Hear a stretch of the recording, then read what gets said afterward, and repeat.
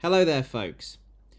When Ben Habib went up against Jemma Forte on the subject of whether Brexit has been a big fat mistake, there was only going to be one winner. Yet again, Habib was caught with his fingers in the cash drawer, this time attempting to get away with massaging the figures when it comes to the level of UK exports post-Brexit compared to pre-Brexit.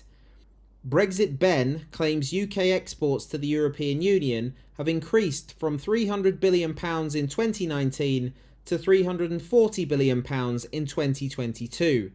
Unfortunately for Habib, Jemma Forte came armed with facts, and Alexis Conran came armed with the very chart which disproves the extremely misleading stats Habib was attempting to use to con the audience.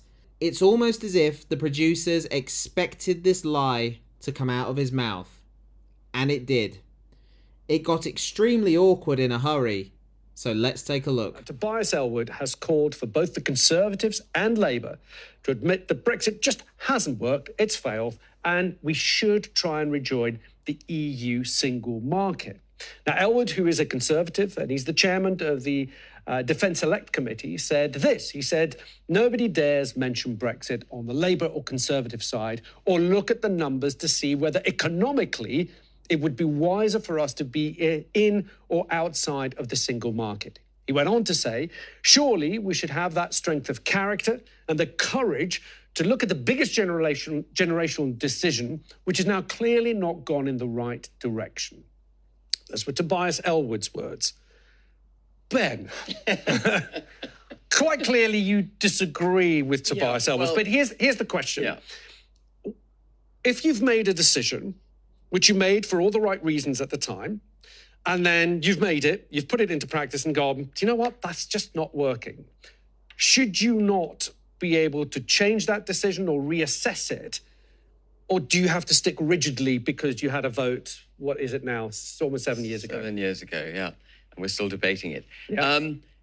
Look, a vote for Brexit was simply a vote to become an independent sovereign nation. Mm-hmm. That in itself can't be a mistake. The only thing that can be criticised here is whether the terms on which we left the EU were good or bad. And actually, for many reasons, I think they were awful. And in fact, I spoke in 2019, and I'm on the record saying in 2019 that the terms of the withdrawal agreement were worse than staying in the EU. So I would have remained in the EU rather than leave on the withdrawal agreement that Boris Johnson signed. But that was for constitutional reasons, because I could see that Northern Ireland was going to be left behind under the Northern Ireland Protocol. But here's the thing about Tobias Ellwood. He's presumably coming at it from an economic perspective. And thankfully, we now have enough clear water behind leaving the EU and behind us from the pandemic to be able to assess this slightly dispassionately. And I'm sure everyone will be very pleased to hear that our exports to the EU in 2022 actually went up from, hold on a second, went up from 300 billion in 2019 to 340, so that's pre-Brexit, to 340 billion in 2022. And our imports went up a similar percentage. And we ran the same kind of deficit that we'd always run with the EU. That's really, and some of that is due to inflation. Some of that is due to inflation. If you adjust it for inflation, we are down. We are not down. We are not down. Before we come in, I have a chart which might help. So that is a falsehood. Because you're not adjusting the figures. This is from the ONS. This is when you adjust for inflation. Exports of goods and services over time.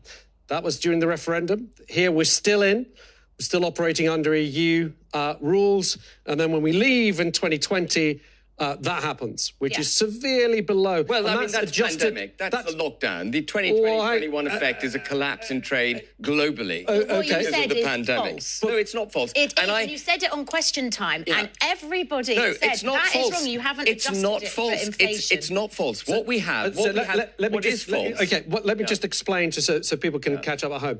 This is from the ONS, and it's actually adjusted for inflation. Because it's all very well if we give numbers and people get lost in the billions. But when you adjust for inflation, what the pound was worth in 2016 versus what it is now, we're actually nowhere near the export value that we had in 2017, 18, 19. It dropped off a cliff when we left. I'm afraid when you start translating figures in the way that they've just been translated, there are any number of ways that you can skew them to make them let's get away justify. from all massaging figures. But can I just say let Ben finish and then Jemma, you can have it. So the key thing here is that we're in the realms of debating rounding on percentages on whether this thing has worked or not economically. What I can say is that without a shadow of a doubt, there is no clear evidence that our economy has been damaged by Brexit. Wow. I completely agree that we've had 13 years of mismanagement of the economy, and indeed 25 years of mismanagement of the economy, debt levels out of control, taxation too high,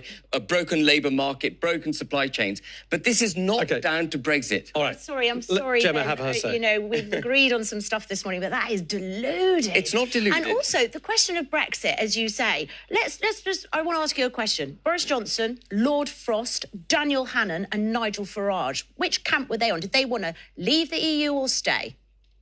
Well, they wanted to leave the EU. Exactly. Yeah. And all of them said that we would stay in the single market if we did so.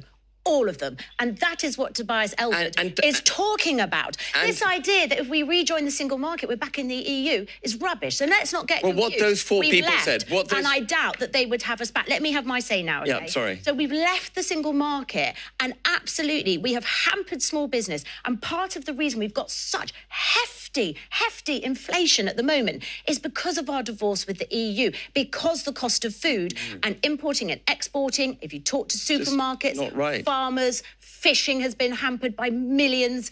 It's just not right. The evidence simply isn't there. I'm sorry, you are one of the only people they could drag onto Question Time to defend it because people can't defend it. I'm not defending. I'm not. Actually, first of all, it's hampered our economy. We are all worse off. Let's just very brief comeback from Ben because I want to go and see what many people want to have their say. Go on. Yeah, first of all, I'm not defending Boris Johnson or Lord Frost's trade deal, which I think is awful, because it actually prevented us from being able to take advantage of the huge freedoms that we would have had. There are huge freedoms, but actually we've hitched ourselves at the hip to the EU on virtually all their regulations, and we haven't taken advantage of the ability to ditch the incredibly bureaucratic... Did you vote for the withdrawal agreement? I voted for it, having written an article saying that this is going through anyway, but Boris Johnson has promised that we will get back control of our laws, our borders, our cash, and that the United Kingdom... Let me pause you there. Because... Good grief. I mean, what more is there left to be said about Ben Habib? His lies are now so predictable, even the producers of television programmes are preempting them before he's even arrived at the building. I do have to say, though, good on Tobias Ellwood for raising the issue of the disastrous Brexit publicly.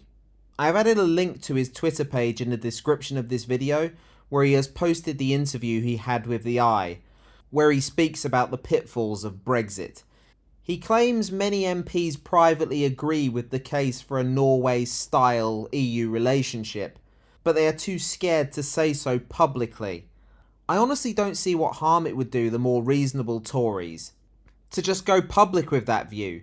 They are sleepwalking towards defeat anyway, so they might as well try one final Hail Mary, if not to save the party or the country, but to save themselves from losing their seat.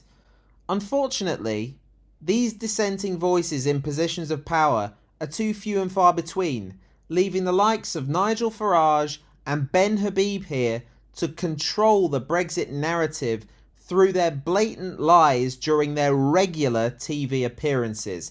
Thank goodness for people like Jemma Forte and Marina Perkis, but it is a sorry state of affairs when they are two of the more prominent Brexit opponents, and that is no knock on them at all. It's just there really ought to be more parliamentary voices calling this out for what it so clearly is. A total disaster. Thank you for watching. Don't forget to like and subscribe. It does me enormous favours, and I'll catch you again soon. Cheers.